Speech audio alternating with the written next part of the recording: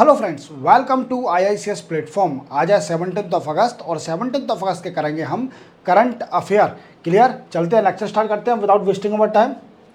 सबसे first news है Jammu and Kashmir Haryana election. देखो क्या है कि जम्मू एंड कश्मीर में इलेक्शन का बड़ा ही इंतजार हो रहा था। इवन 10 साल से इलेक्शन नहीं हुए थे, 10 ईयर से। लास्ट इलेक्शन कब हुए थे? 2014 में इलेक्शन हुए थे। 10 साल से इलेक्शन नहीं हुए। अब 10 साल बाद इलेक्शन होने जा रहा है जम्मू कश्मीर के अंदर। आप जैसे जानते हो कि 2019 में आर्टिकल नंबर 370 भी हटा दिया था, जिसके कारण जो स्टेट थी उसको जम्मू एंड कश्मीर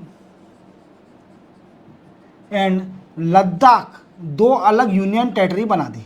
लद्दाख दो अलग यूनियन टेरिटरी बना दी आफ्टर 2019 में जो बिल पास हुआ पार्लियामेंट में, इसको स्टेट का दर्जा हटा के यूनियन टेरिटरी बना दी थी।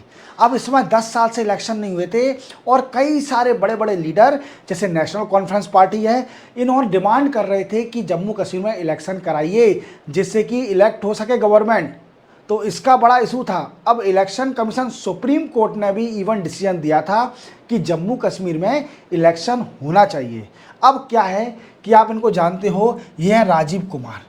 कौन है? राजीव कुमार। और ये हैं चीफ इलेक्शन कमिश्नर। कौन है दोस्तों?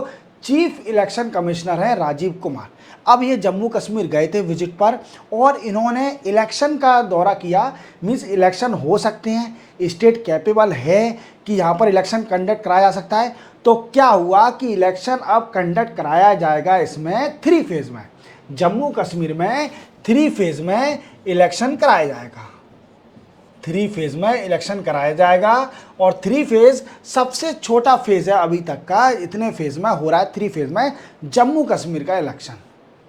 समझ रहे हो आप मेरी बात को? तो कौन कौन सी डेट सेलेक्ट करी है? पहली डेट होगी 18 सितंबर। 18 सितंबर। सेकेंड इलेक्शन 25 सितंबर। देन आफ्टर 1 अक्टूबर को 3 डेट के दिन इलेक्शन होंगे। कहाँ पर? जम्मू कश्मीर के अंदर। आप समझ रहे हो मेरी बात को कि जम्मू कश्मीर में अब इलेक्शन होने जा रहे हैं और वहाँ की गवर्नमेंट अब सिलेक्ट की जाएगी, क्योंकि वहाँ पर सीटें कितनी हैं लेजिस्लेटिव असेंबली में? 90 सीट। कितनी है ये भी याद रखना कि जम्मू कश्मीर में लेजिस्लेटिव असेंबली में 90 सीट है ओनली। क्या है दोस्तों? 90 सीट है और वहाँ पर इलेक्शन होने जा रहा है। पहले दिन जो फर्स्ट फेज इलेक्शन होगा वो होगा 18 सितंबर को, सेकंड फेज होगा 25 सितंबर और जो थर्ड फेज होगा 1 अक्टूबर को। और 4 अक्टूबर को रिजल्ट आ जाएगा इसका और सरकार बन जाएगी जम्मू कश्मीर के अंदर। क्लियर? अब इसी के साथ आपने सुना होगा कि हरियाणा के नए सीएम बन गए थे नायब सिंह सैनी। और इंडियन एक्सप्रेस और हिंदू में बड़ा ही फोटो आ रहा था इनका। इवन इतना फोटो आ रहा था कि ये इतने अच्छे अच्छे डिसीजन ले रहे थे, बट रीज़न कुछ और था या फिर वेलफेयर था, वो अलग बात है। बट इलेक्शन आ रहे थे हरियाणा के अंदर तो अच्छे अच्छे डिसीजन लिए जा रहे थे। ठीक है, जैसे मैं आपको बताता हूँ कि कई सारे डिसीजन लिए हरियाणा के अंदर, जो कि सबसे पहली स्टेट बन गई हरियाणा जो कि हर क्रॉप खरीदेगी एमएसपी प्राइस पर। एमएसपी प्राइस पर हर क्रॉप खरीदेगी, ये भी करा था हरियाणा के अंदर। देन आफ्टर अग्निवीर थे उनको आफ्टर रिटायरमेंट गवर्नमेंट रिजर्वेशन भी देगी इन गवर्नमेंट जॉब। ठीक है, तो ये कई सारे पॉइंट हरियाणा ने किए थे। हरियाणा में भी अब इलेक्शन होंगे। हरियाणा में भी इलेक्शन होने जा रहे हैं दोस्तों। हरियाणा में कब इलेक्शन होंगे? हरियाणा में एक ही फेज में होगा, इन सिंगल फेज में इलेक्शन होने जा रहे हैं। Single phase. और ये इलेक्शन 1 अक्टूबर को इलेक्शन वोटिंग होगी और इसका भी रिजल्ट आएगा 4 अक्टूबर को। कब आएगा रिजल्ट? 4 अक्टूबर। तो जम्मू एंड कश्मीर हरियाणा दोनों स्टेट का रिजल्ट हमें 4 अक्टूबर को शाम को पता चल जाएगा। मींस काउंटिंग स्टार्ट होगी 4 अक्टूबर को और उसका रिजल्ट डिक्लेयर हो जाएगा शाम को। 4 अक्टूबर को पता चल जाएगा कि कौन सी जम्मू कश्मीर में और हरियाणा में सरकार बन रही है। नायब सिंह सैनी साहब ने बहुत अच्छा काम किया। मतलब मैं 3-4 महीने में मैं डेली अखबार पढ़ रहा हूँ, कुछ ना कुछ उनसे रिलेट आ रहा है और अच्छा काम कर रहे हैं। अब वो इलेक्शन के लिए कर रहे हैं, वो किसी और रीज़न के लिए कर रहे हैं, वो अलग बात है। क्लियर? चलते अपन। और दूसरी बात, हाँ एक और बात याद रखना कि इसमें भी 90 सीट है। हरियाणा लेजिस्लेटिव असेंबली हरियाणा की विधानसभा है, इसमें भी 90 सीट है। अब मैं बोल रहा हूँ इसमें भी क्यों? क्योंकि जम्मू कश्मीर की लेजिस्लेटिव असेंबली में भी 90 सीट है। क्लियर, चलते हैं अपन नेक्स्ट न्यूज़ पर। नेक्स्ट न्यूज़ है बांग्लादेश इनस्टेबिलिटी। मैं आपको हर लेक्चर में बता रहा हूँ, छोटी से छोटी न्यूज़ आपको कवर करा रहा हूँ बांग्लादेश के ऊपर। और जो मेरे जितने भी नए स्टूडेंट हैं उनको मैं फिर से बताना चाहता हूँ कि बांग्लादेश में पॉलिटिकल इनस्टेबिलिटी चल रही है। पॉलिटिकल इनस्टेबिलिटी चल रही है, किसके कारण क्या हुआ था कि कई सारे स्टूडेंट ने बांग्लादेश के अंदर प्रोटेस्ट कर दिया था on the issue of reservation. Protest से पहले बांग्लादेश में 56% रिजर्वेशन था। कितना था? 56%। आउट ऑफ 56% 30% तो उन्हीं को दिया था फ्रीडम फाइटर, जो कि 1971 में लड़े थे पाकिस्तान से और देश को अलग देश बनवाया बांग्लादेश को, तो उनको 30% रिजर्वेशन दिया जाता था उनके बच्चों को। तो इसी का बड़ा विरोध हो रहा था। और इवन शेख हसीना मैम, जो कि जनवरी में ही जीती थी, प्राइम मिनिस्टर बनी थी वहाँ की, और कम से कम 15 साल से, कंजिक्यूटिवली 15 साल से हैं वहाँ की पीएम। 15 साल बाद इन्होंने क्या किया, इनसे रिज़ाइन मांगा गया, शेख हसीना मैम से रिज़ाइन मांगा गया कि आप रिज़ाइन दीजिए, आप मैनेज नहीं कर पा रही हो देश को, अननेसेसरी रिजर्वेशन दे रहे हो। अब ये क्या है कि इन्होंने रिज़ाइन दे दिया और ये सीधे डर के मारे इंडिया आ गई, डर लगा इनको और इंडिया आ गई। इंडिया आने के साथ इन्होंने सेटल हो गई। वहाँ पर क्या हुआ, अब लोगों का प्रोटेस्ट रुक गया है क्योंकि ये चली गई थी। इसके बाद जो मिलिट्री था, मिलिट्री के चीफ थे, उन्होंने बोला कि यहाँ पर इंटरिम गवर्नमेंट बनेगी और इंटरिम गवर्नमेंट बनी। और हेड किसको बनाया? मोहम्मद यूनिस को। किसको बनाया? मोहम्मद यूनिस साहब को। मोहम्मद यूनिस कौन है? ये नोबल पीस प्राइज़ जीत चुके हैं, नोबल पीस प्राइज़ जीत चुके हैं। और नोबल पीस प्राइज़ मिला था इनको ग्रामीण बैंक के लिए। किस लिए मिला था? ग्रामीण बैंक सेटअप करने के लिए इनको नोबल पीस प्राइज़ मिला था। क्लियर, 2006 में ये अवार्ड दिया गया था इनको, नोबल प्राइज़ कब मिला? 2006 में। और इनको हेड बना दिया अब इंटरिम गवर्नमेंट बांग्लादेश का। क्लियर, अब क्या है कि हमारी सरकार कई सारे ऑब्जेक्शन उठा रही थी बांग्लादेश के साथ। क्या ऑब्जेक्शन? कि वहाँ पर माइनॉरिटी पर अटैक हो रहा था। जो बांग्लादेश के अंदर हिंदूज एंड अदर माइनॉरिटी रह रही थी, उनके ऊपर अटैक हो रहा था, अननेसेसरी अटैक कर रहे थे। मुस्लिम कम्युनिटी अटैक कर रही थी, जो मेजोरिटी में है बांग्लादेश के अंदर, वो अननेसेसरी अटैक कर रही थी।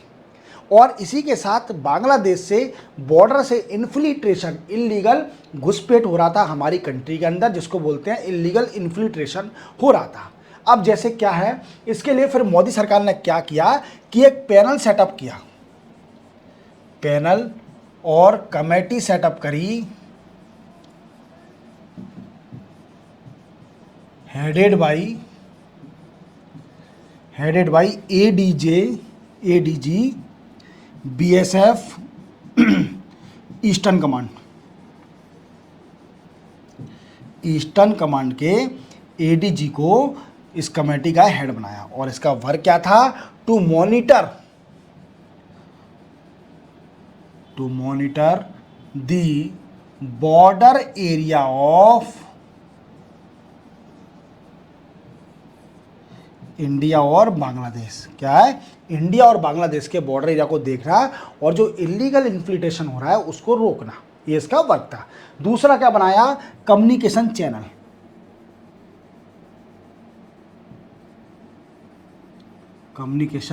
Channel.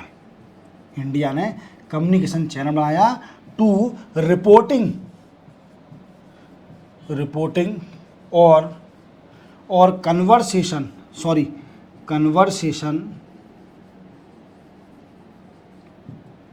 with higher authority of Bangladesh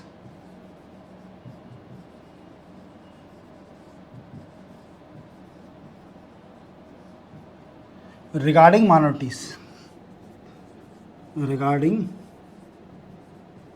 minority protection.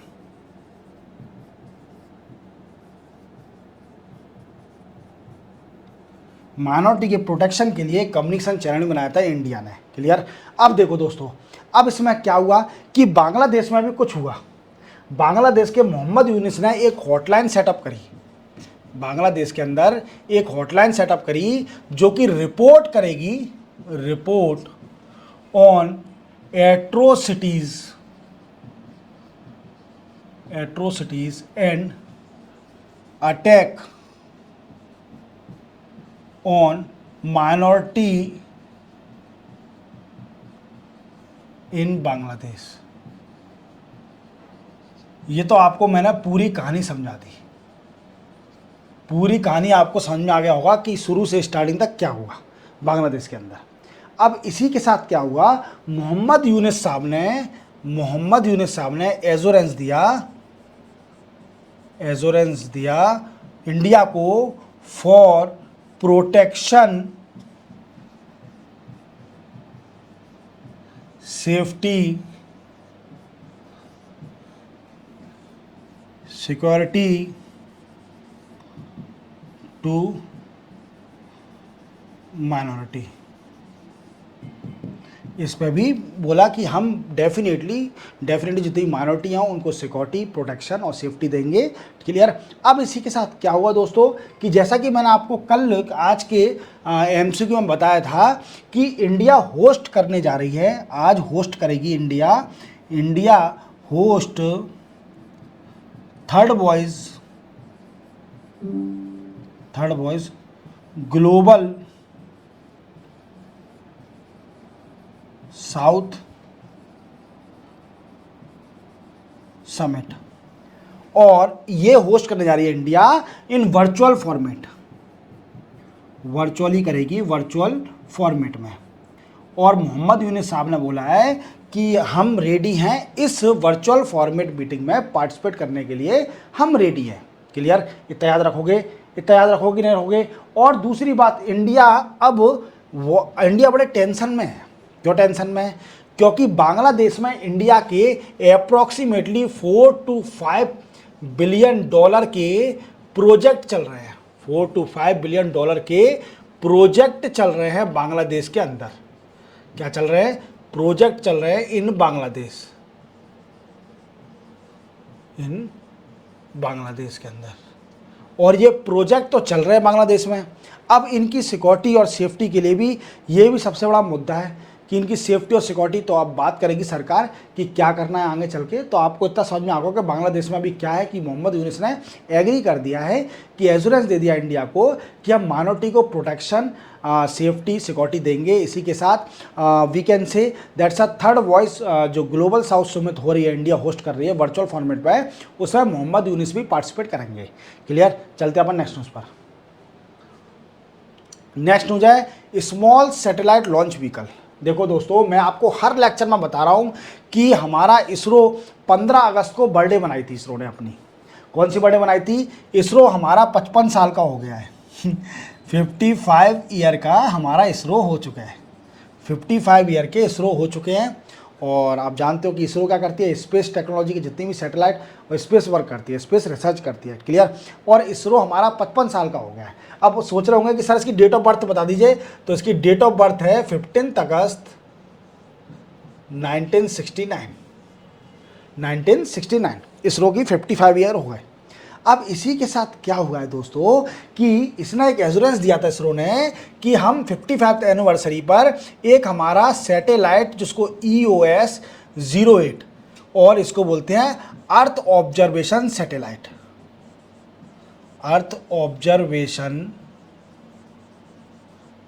Satellite, इसको लॉन्च करेंगे। पर ये सैटेलाइट स्मॉल सैटेलाइट है। ये क्या है? स्मॉल सैटेलाइट है क्योंकि इसका वेट सिर्फ ओनली 175 kg है। कितना है? 175 kg है। तो इसको PSLV से लॉन्च तो किया नहीं जा सकता क्योंकि हैवी वेट तो है नहीं, और GSLV से भी लॉन्च नहीं कर सकते। GSLV तो और हैवी वेट जो बड़ी बड़ी सैटेलाइट है उनको लॉन्च करने के लिए यूज़ करा जाता है। अब इसके लिए क्या किया है कि हमारे इसरो ने एक नया लॉन्च व्हीकल बनाया है जिसको बोलते हैं small satellite launch vehicle, small satellite launch vehicle. ये क्या है दोस्तों? Small satellite launch vehicle. ये small launch vehicle satellite 500 KG तक की जितनी भी सैटेलाइट है 5 केजी तक की सैटेलाइट को लॉन्च करने में कैपेबल है। क्लियर? ये 500 केजी तक की जितनी भी सैटेलाइट है उनको लॉन्च करने के लिए कैपेबल है। और आप जानते हो अर्थ ऑब्जर्वेशन सैटेलाइट ऑफ 08 वो सिर्फ ओनली 175 केजी की है। तो हमारी इसरो ने 15 अगस्त को इस सैटेलाइट को लॉन्च कर दिया है। और ये एक्सपेरिमेंट सैटेलाइट है, this is also a experimental satellite. Experimental satellite. अब सर एक्सपेरिमेंट सैटेलाइट क्यों है ये? क्योंकि बच्चों इसका लाइफ स्पेन, सिर्फ लाइफ स्पेन ही सिंगल ओनली 1 ईयर है। क्या है दोस्तों? लाइफ स्पेन इसका 1 ईयर है। याद रखोगे? तो अर्थ ऑब्जर्वेशन सैटेलाइट जो कि स्मॉल सैटेलाइट है, launch through small satellite launch vehicle by ISRO on 15th of August 1960, we can say 15th of August 2024 को लॉन्च कर दिया। क्लियर? और इसी के साथ ये बन गई, ठीक है, मैंने आपको बता दिया स्मॉल सैटेलाइट लॉन्च व्हीकल में। अब मैं आपको बताऊंगा कि स्मॉल सैटेलाइट लॉन्च व्हीकल के बारे में थोड़ा बहुत। ये कैसा लॉन्च व्हीकल है? तो दोस्तों क्या है, स्मॉल सैटेलाइट लॉन्च व्हीकल है ये 4 stage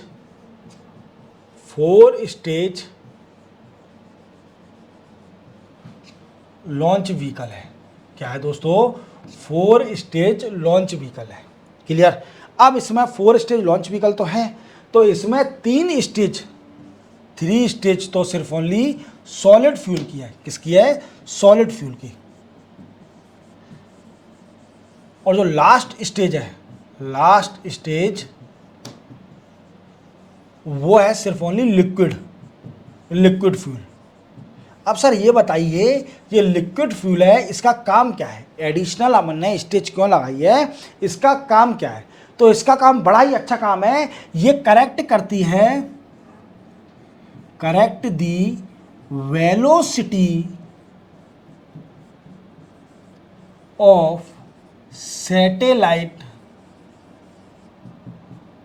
in orbit, destination orbit में। क्या बोला मैंने? देखो जो लास्ट जो लिक्विड प्रोपल्सन इसमें दिया है, जो लास्ट स्टेज है लिक्विड का, वो क्या है दोस्तों? उसका काम ये होगा कि जैसे मान लीजिए कोई सैटेलाइट लॉन्च हो रही है और मान लीजिए वो अपने पाथ से डाइवर्ट ना हो जाए, उसी ऑर्बिट में जाए जिस डेस्टिनेशन हमने डिसाइड करके रखा है। तो इसका काम ये है कि उसको करेक्ट करके रखेगा कि भाई तू सही चल, सीधा, बिल्कुल जैसे रास्ता इसरो ने डिसाइड करा है उसी रास्ते पे तू चल, ज़्यादा मुड़ मत, ना इधर जा, सीधे चल, बिल्कुल डेस्टिनेशन पे अपन को कूदना है। तो इसका काम है ये बचा के रखेगा। मतलब जैसे इंजन होता है ट्रेन का, जो डिब्बों को ले जाता है, सारे डिब्बे और इंजन वीकेंड से डिब्बे जितने भी ट्रेन के होते हैं वो चलते हैं उसके पीछे पीछे, ऐसे ही लिक्विड प्रोपल्सन जो कि लास्ट स्टेज है, इसका काम है ये पर्टिकुलर करेक्ट डेस्टिनेशन पर ले जाएगा, करेक्ट ऑर्बिट पर ले जाएगा। क्लियर? तो आप पूरा समझ गए होंगे इसके बारे में, US-08 के बारे में। ये अर्थ ऑब्जर्वेशन सैटेलाइट है, उसका काम क्या है कि डिजास्टर मैनेजमेंट और फायर इंसिडेंट,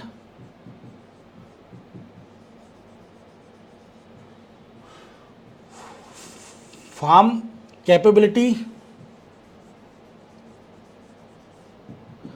वॉल्केनिक एक्टिविटीज़ कहीं भी हो रही है उसको नोटिस करेगा, वॉल्केनिक एक्टिविटीज़ और जितनी भी एक्टिविटी हो रही हैं, अर्थक्वेक, नेचुरल डिजास्टर, ये सारे काम करेगा अर्थ ऑब्जर्वेशन सैटेलाइट। तो चलते हैं अपन नेक्स्ट न्यूज़ पर। नेक्स्ट न्यूज़ है कृषि डिसीजन सपोर्ट सिस्टम। दोस्तों मैंने आपको कल के न्यूज़ में एक आपको बड़ी अच्छी न्यूज़ बताई थी कि हमारे जो एग्रीकल्चर मिनिस्टर हैं शिवराज सिंह चौहान, उन्होंने एक surveillance system, paste surveillance system start किया है, पेस्ट सर्विलेंस सिस्टम। अब ये सिस्टम क्या है? नेशनल पेस्ट सर्विलेंस सिस्टम क्या है? तो मैंने आपको बताया था इसका मेन एम है to connect the farmer with agriculture scientist और एक्सपर्ट बाय मोबाइल फ़ोन के जरिए जितने भी साइंटिफिक एग्रीकल्चर साइंटिस्ट हैं और एक्सपर्ट हैं उनको कनेक्ट करना, जिससे कि वो इन्फॉर्मेशन भेज सकें जो कितना पेस्टिसाइड यूज़ करना है और कौन सा पेस्टिसाइड फार्मर को अपनी खेती पर यूज़ करना है। क्योंकि आप जानते हो कि किसान ज़्यादा पढ़े लिखे तो होते नहीं हैं, तो वो क्या करते हैं कि ज़्यादा पेस्टिसाइड यूज़ कर लेते हैं, जिससे उनकी फसल नष्ट हो जाती है और गलत पेस्टिसाइड यूज़ करने के कारण उनकी फसल नष्ट हो जाती है। Clear.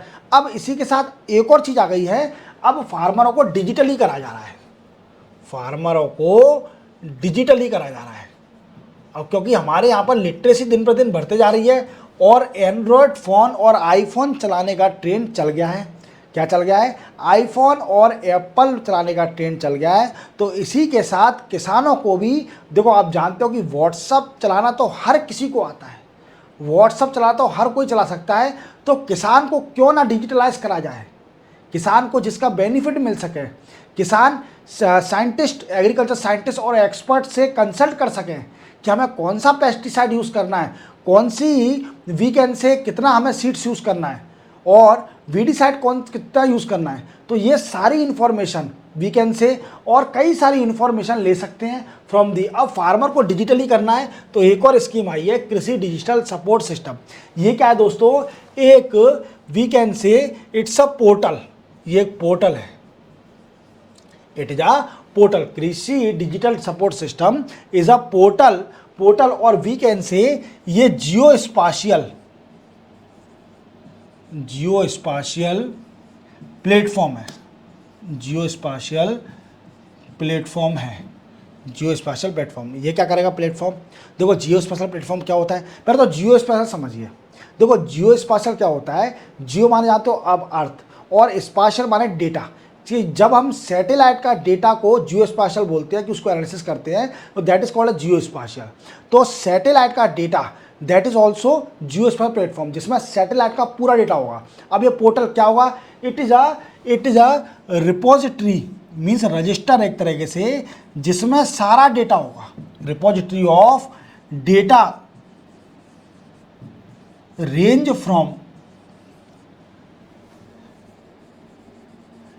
From crops,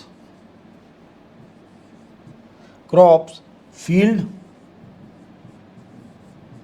we can say weather, soil, ETC. Means इसमें सारा डेटा होगा किसानों के लिए कि वो इसको चेक करके अपनी खेती को और प्रमोट कर सकते हैं। समझ में आ रहा है मेरी बात को? कि यह अभी प्लेटफॉर्म है, एक पोर्टल आया है जिसका नाम है कृषि डिसीजन सपोर्ट सिस्टम। और ये पार्ट किसका है? देखो याद रखना, it is a part of the digital public infrastructure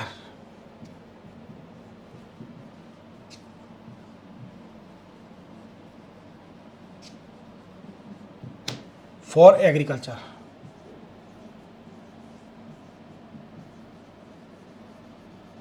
digital public infrastructure ये पार्ट है कृषि डिसीजन सपोर्ट सिस्टम। किसका पार्ट है? Digital public infrastructure for agriculture. आप देख पा रहे होंगे ये पर्सन क्या कर रहा है, ये वाईफाई के ज़रिए इस खेती की पूरा डेटा निकाल रहा है, इसका फ़ोटो लेके देन आफ्टर ये अपलोड करेगा और इसके ज़रिए जो साइंटिस्ट और एक्सपर्ट हैं एग्रीकल्चर के, वो इसको बताएंगे कि क्या क्या यूज़ करना है। तो साइंटिफिक तरीके से जब कृषि अपन करेंगे तो उसका प्रोडक्शन बढ़ेगा। क्या बढ़ेगा दोस्तों? उसका डेफिनेटली प्रोडक्शन बढ़ना है। अब देखिए दोस्तों, मैं आपको बताता हूँ, ये पार्ट तो है किसका? Digital public infrastructure for agriculture. और एक और बात याद रखना है इसमें कि इसी के साथ मैं आपको एक और बात बताना चाहूँगा कि जो है तो इसका मेन एम है डिजिटल करना फार्मरों को, डिजिटल करना फार्मर्स डिजिटल हो जाएं। क्योंकि हमारे इंडिया में सबसे बड़ी कमी क्यों है? किसान क्यों परेशान है? किसान इसलिए परेशान है क्योंकि किसान पढ़ा लिखा नहीं है। ऐसा कुछ भी नहीं है जो इंसान ना कर सके, हर चीज़ में आदमी प्रोडक्टिविटी अपनी बढ़ा सकता है, बस उसको सही पाथ मिलना चाहिए। अगर फार्मर विथा एग्रीकल्चर साइंटिस्ट और एक्सपर्ट से प्रॉपर कंसल्ट करेगा तो वो अपनी इनकम को डबल भी कर सकता है, वो अपनी एग्रीकल्चर की प्रोडक्टिविटी बढ़ा सकता है। तो ये बड़ी बात नहीं है, बहुत छोटी बात है। तो इंडियन के फार्मरों को डिजिटलाइज करने के लिए सरकार ने कौन सी पोर्टल निकाला है जिसका नाम है वी कैन से कृषि डिसीजन सपोर्ट सिस्टम, जो कि पार्ट है digital public infrastructure for agriculture का पार्ट है। तो किसान की अब इनकम बढ़ जाएगी। और आजकल जानते हो कि किसान के बच्चे भी बहुत पढ़े लिखे हो रहे हैं, तो वही अपने फादर को बताएंगे कैसे कंसल्ट करना है, क्या करना है। तो हर चीज़ डिजिटलाइज हो गई है। क्लियर। चलते हैं अपन नेक्स्ट न्यूज़ पर। नेक्स्ट है भविष्य सॉफ्टवेयर। देखो दोस्तों, ये लास्ट न्यूज़ है। अभी एक भविष्य पोर्टल आया है। जैसे आप जानते हो कि जितने भी लोग बाग रिटायर हो जाते हैं, रिटायर के बाद उनकी पेंशन में कभी ना कभी रुकावट तो आती है, कभी पेंशन नहीं आएगी। तो इसकी डिफ़िकल्टी कई सारे लोगों को होती है, क्योंकि वो पेंशन पर ही डिपेंड है, हेल्थ डिपेंड है। तो क्या है कि आजकल के पेरेंट्स भी बड़े होशियार हो गए हैं। क्या हो गए? होशियार हो गए हैं, क्योंकि वो अब डिपेंड नहीं होना चाहते किसी पर भी डिपेंड नहीं होना। और अच्छी बात है ये, पेरेंट्स को अपने बच्चों पर डिपेंड नहीं होना चाहिए जब वो खुद कैपेबल है अपनी पेंशन। तो इसमें कभी कभी ऐसा होता है कि मजबूरी में डिपेंड होना पड़ता है बच्चों पर, क्योंकि उनकी पेंशन रुक जाती है। तो इसका रिजोल्यूशन निकालने के लिए, व्हाट आई मीन्स, इसका रिजोल्यूशन निकालने के लिए और इनको डिजिटली एम्पावर्ड करने के लिए, डिजिटली एम्पावर्ड, किसको मजबूत करोगे? जो कि पेंशन